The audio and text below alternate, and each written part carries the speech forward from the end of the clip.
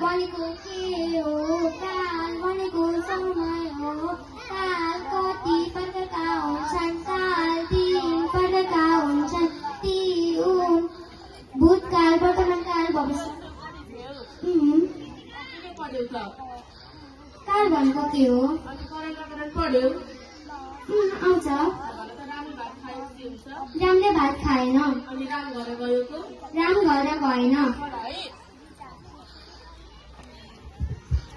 रामले भात खायो रामले भात खाएन राम घर गयो राम घर गएन रामले भात खायो रामले भात खाएन राम घर गयो राम घर गएन काल हजुर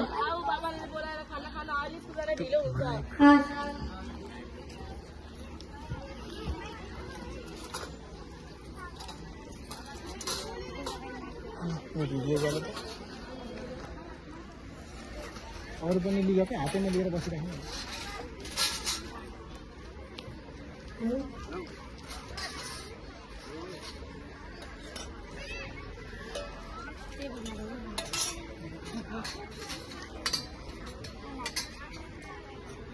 त्यो अर्को पनि हातैमा लिएरै बसिराख्नु हातैमा लिएर नबसेर युज नहुँदा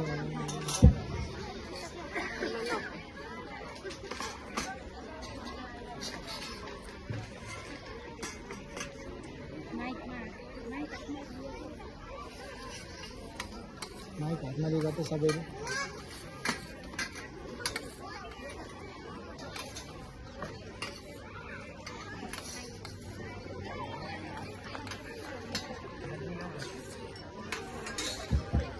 खाना खायो र जाऊ हात धोएर आऊ मन लाग्छ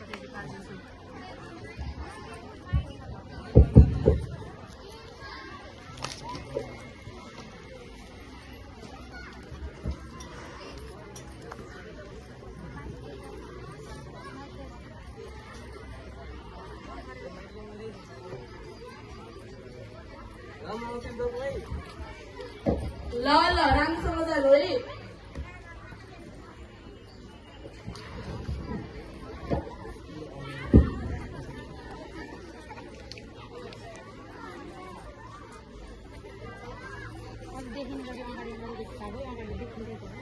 माइक हातमा लियो छोडेर आइदिन्छु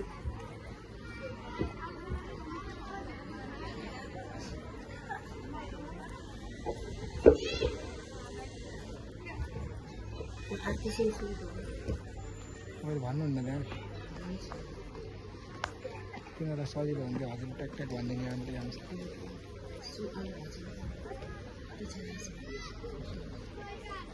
घन्टी बज्छ शिक्षक कक्षा कोठामा प्रवेश गर्नुहुन्छ सबै विद्यार्थीहरू एकै ठाउँमा उठेर शिक्षकको अभिवादन गर्नुहुन्छ good morning teacher Thank you. Stand down.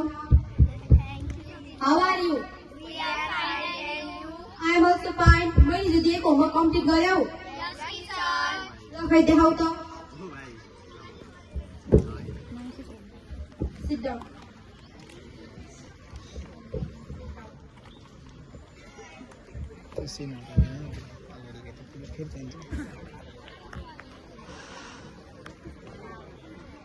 Hima stand up.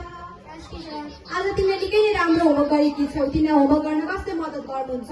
मलाई घरमा आमा बुबाले सँगै बसेर गृह कार्य गर्न मद्दत गर्नुहुन्छ स्याबास सधैँ यस्तै गर्दै जानु ल बस.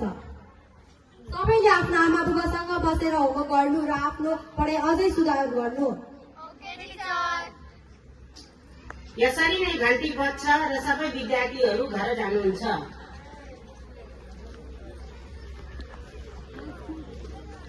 माइक लिएर हिँड